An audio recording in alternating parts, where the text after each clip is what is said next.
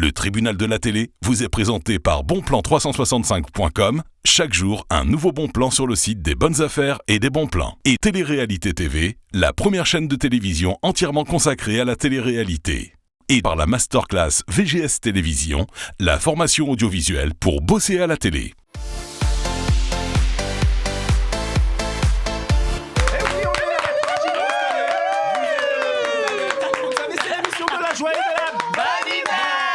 Sur People 24 tous les jours à 19h55 que vous pouvez nous retrouver pour passer un excellent moment avec nous. D'ailleurs, j'espère que vous appréciez. Je vous rappelle, chers amis téléspectateurs, qu'il va y avoir une nouvelle rubrique qui arrive le mois prochain. C'est que la chaîne a décidé, au travers de notre émission Le Tribunal de la télé, de donner des conseils aux couples, figurez-vous.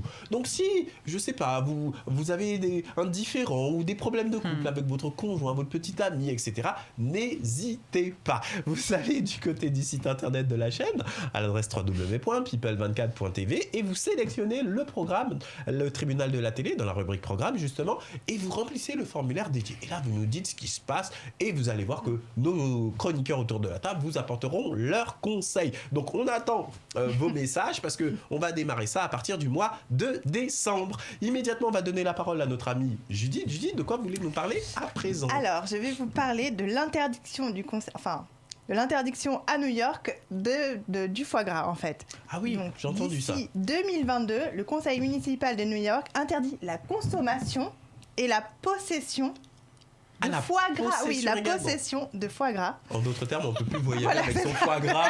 On arrive à l'aéroport. C'est illégal d'avoir du foie gras à New York d'ici 2022. Mon sac. Bah oui. Et du coup, les producteurs français ne sont pas très inquiétés puisqu'ils n'exportent pas du tout aux États-Unis. Et quand même.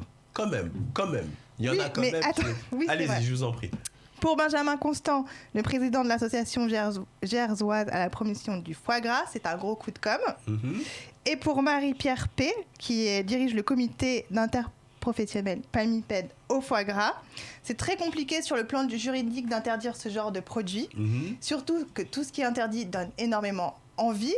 Et il y a eu la même interdiction en Californie. Et depuis, on n'a jamais autant consommé de foie gras là-bas. Ah oui, d'accord, carrément. Voilà. Mais d'abord, moi, je vous applaudis, ma chère Judith, pour mettre ce sujet en avant. Moi, j'aimerais vraiment avoir votre point de vue, parce que le foie gras, ça fait partie de la gastronomie française. On a qui ici n'a pas mangé de foie gras ? Moi, je me permets de vous donner mon cas de figure. Moi, je commence à avoir une sensibilité animale qui est exacerbée. C'est-à-dire que moi, je suis carnivore, j'aime la viande, j'aime mon bon steak, pas toutes les semaines, mais une fois par semaine. Mais j'avoue que de plus en plus, la souffrance animale m'est insupportable. Et c'est vrai que l'argument du maire de New York, qui consiste à dire, voilà, on gave un animal jusqu'à ce que son foie explose, c'est terrible, mais moi, je commence à l'entendre, cet argument. Qu'est-ce que vous en pensez, Marie-Ève ? J'adore le foie gras, je trouve ça délicieux. C'est ça qui est terrible, moi aussi j'adore. C'est terrible, mais en même temps je suis tellement d'accord avec vous. Et quand on y pense, c'est de la torture animale. Non, mais c'est mon point de vue en tous les cas. Et je me rappelle même petite, je disais toujours à ma mère, je dis, t'imagines maman, si nous on était tout petits et qu'il y avait des gros monstres qui avaient le pouvoir sur nous, est-ce qu'on aimerait être gavés comme ça ? Évidemment que non, mais quitte à mourir... mourront simplement, efficacement. Sans souffrance. La souffrance, c'est ce qu'il y a de pire. D'accord. Et pour les animaux aussi. Alors justement, j'allais Parce que je pense que les animaux ont des sentiments. Oui, madame. Juste pour rigoler, allez-y, Virginie. Je préfère mourir gavé que mourir de faim. Oui, mais attention ma chère, parce que mourir gavé, c'est pas évident aussi. Vous imaginez, vous êtes repu, vous avez bien mangé et tout, et on continue à gaver. Ah, mais c'est horrible, je préfère mourir de faim. Donc je suis pas sûr que vous ayez fait le... Voilà, vous changerez d'avis. Alors mon cher Daniel, vous venez d'une région de foie gras. C'est horrible. Donc effectivement. comment est-ce que cette nouvelle de l'interdiction du foie gras aux États-Unis, comment vous l'avez prise ? Alors moi, personnellement, je mange pas de foie gras. D'accord. Parce que je ne mange pas de porc. D'accord. Et je mange. Alors attention, le foie gras, c'est de l'eau, c'est pas, c'est pas du porc. Non, je ne mange pas de porc, d'accord, mais je ne mange pas d'autres viandes qui, à part certaines parties d'animal qui. D'accord. Par conviction personnelle, ritualisée, d'accord. Voilà. Donc au niveau du foie gras, je n'en mange pas. D'accord. Donc même s'il est cachérisé. Je n'en mange pas. Je mange très peu de viande. D'accord. Je suis très poisson, mais pas viande. D'accord, mais est-ce que, pour vous qui venez donc d'une région de foie gras, qu'est-ce que vous pensez par rapport aux producteurs locaux, etc. Est-ce que c'est un cas de conscience pour vous ou la santé animale, vous dites, après tout, on est des êtres humains, les animaux sont là pour qu'on puisse manger. Moi, je suis très sensible au massacre des animaux et ça me fait vraiment, vraiment très très mal. Je suis très sensible à tout ça. Mais vous voyez, c'est quelque chose d'assez fou parce qu'on aurait eu ce débat il y a ne serait-ce que 10 ans. On aurait dit, oh, les Américains, ils abusent et tout. Mais là, on voit que dans l'opinion publique, il y a de plus en plus de gens qui commencent quand même à se poser des questions, ma chère Judith. Vous-même, qu'est-ce que vous en pensez ? Moi, au début, j'étais comme vous. J'adore le foie gras, c'est délicieux. Puis en fait, j'ai vu un documentaire où on voit tout le gavage, les conditions abominables des oies. Et même si je restais accrochée à mon envie de manger du foie gras, maintenant, c'est psychologique. Voilà, vous arrivez plus. De temps en temps, mais j'ai quand même ce truc de... Il y a un peu de culpabilité. C'est fou. Je pense, oui. Non, mais c'est vrai que c'est normal. Moi, je peux pas regarder les images. C'est pour ça que des fois, je culpabilise encore plus parce que je peux même pas revendiquer ni quoi que ce soit puisque je suis incapable de regarder les images qui passent sur les réseaux sociaux ou à la télévision. D'accord. Question toute simple. Imaginons qu'il y ait une technique pour faire du foie gras sans gaver les oies. Je m'explique, parce qu'elles ont toujours leur foie qui est là, on attend qu'elles meurent et le foie on le récupère.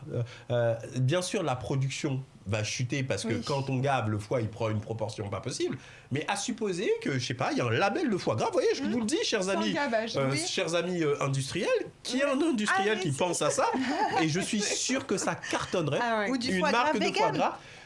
Oui, mais non, mais tout simplement un foie gras sans qu'il y ait la technique de gavage. Donc juste un foie en fait. Ouais, un foie. Bah oui, un foie. Bonne question. Non, mais alors, quelle est la différence ? Parce que le foie gras, si vous le permettez, c'est toujours le foie, mais avec un assaisonnement particulier. C'est pas le foie qui sort de l'oie que vous retrouvez dans votre assiette. Hein. Mais non, le foie gras, c'est une recette, cher ami. C'est une recette, oui. Voilà. Mais il n'a pas le même goût parce que le fait de le gaver, ça le rend beaucoup plus gras. D'accord. Et ça change le goût. Donc en fait, ce C'est serait... pas grave, je mangerai avec un moins avec la bon saison... goût, oui. c'est pas grave. Voilà, oui, mais moi, je suis persuadé, ma chère Marie-Ève, qu'on peut tout à fait faire un foie gras soit gavé et qui aura un goût dont le consommateur, s'il sait que ça n'a pas été fait sur la base de gavage, va apprécier. Immédiatement, c'est un petit jingle et on continue. Vous êtes bien dans le tribunal de la télé.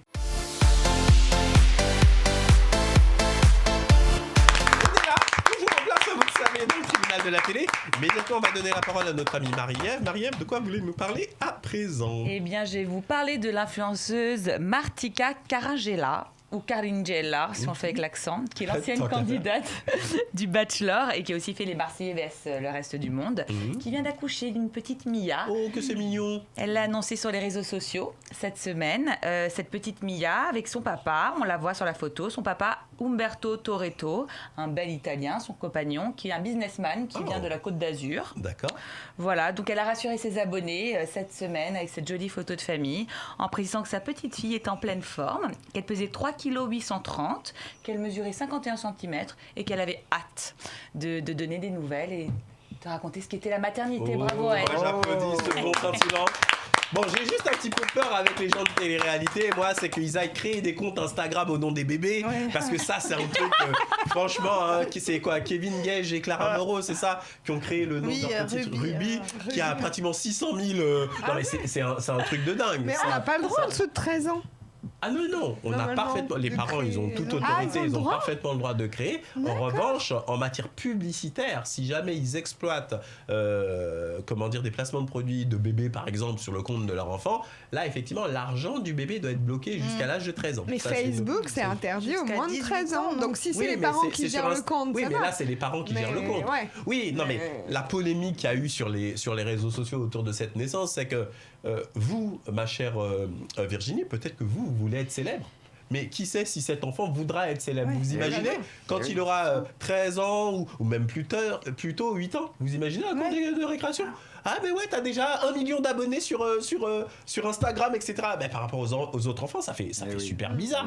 Ça fait super bizarre. Donc après les moqueries, les ci, les ça, on surtout sait pas qu'ils comment... sont pas son consentement en fait. Oui, non mais c'est ça. Moi, à chaque fois que je poste une photo de mon enfant, je me dis, mais si ça se trouve, il va me le reprocher quand il aura 18 ans d'avoir mis telle ou telle photo.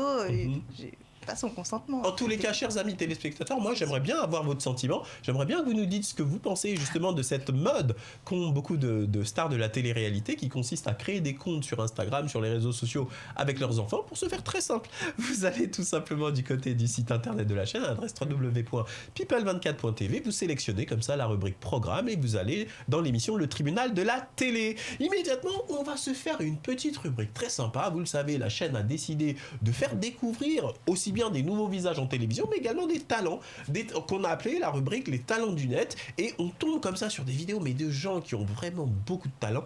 Et je voudrais que vous en découvriez deux aujourd'hui. On regarde un petit jingle et on en parle immédiatement.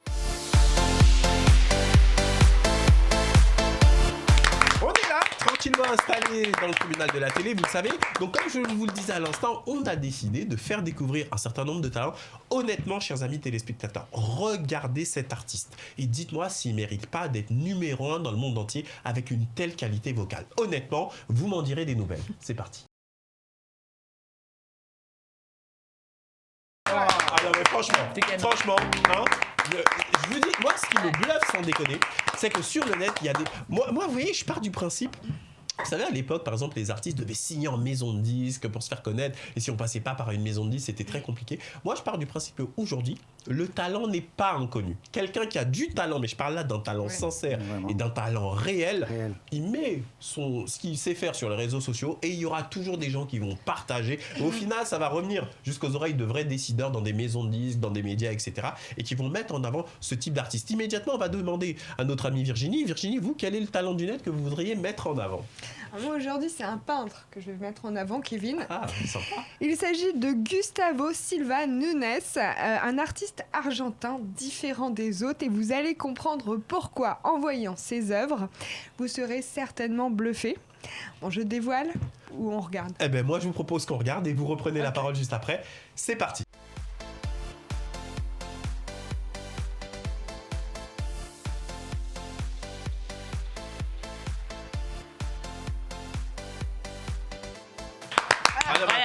Franchement, mais c'est quoi ? C'est des photos, ça ? C'est pas un tableau, c'est pas... Non, mais au début, vraiment, j'ai cru que c'était une photo. Non, mais c'est un truc de dingue. Incroyable.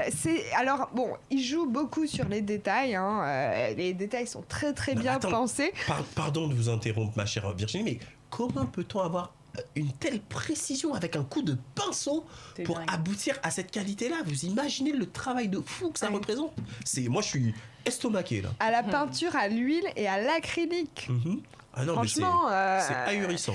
Voilà, et donc, bon, c'est vrai qu'il peint souvent des personnes dans l'eau ou des personnes tatouées de manière à ce qu'on voit bien les détails et que ça ressemble. Et surtout, il n'hésite pas à se mettre à côté pour faire un effet d'hallucination en fait visuelle. D'accord. C'est pour ça, vous avez vu sur la vidéo, des fois on a l'impression qu'il est avec la personne à côté de lui. C'est incroyable. Franchement, c'est juste choquant. Écoutez, moi je vous propose, chers amis téléspectateurs, que vous commentiez ça. Allez du côté du site internet de notre chaîne, dites-nous ce que vous en pensez. Vous-même surtout, si vous découvrez des talents du net, quelle que soit la rubrique artistique, envoyez-nous-les parce que franchement, on a décidé de mettre en avant plein de talents. D'ailleurs, on a créé une page Facebook qui s'appelle Artistes à découvrir, un groupe Facebook, pardon. On va vous mettre le lien dans le descriptif de l'émission parce qu'en fait, si vous chantez, si vous êtes comédien, mannequin, etc., si vous avez du talent, n'hésitez pas à aller vous inscrire et nous, on repère comme ça les gens qui ont un talent prononcé. Oh, les amis, c'est la fin de l'émission. Oh non, elle va pleurer, elle va pleurer.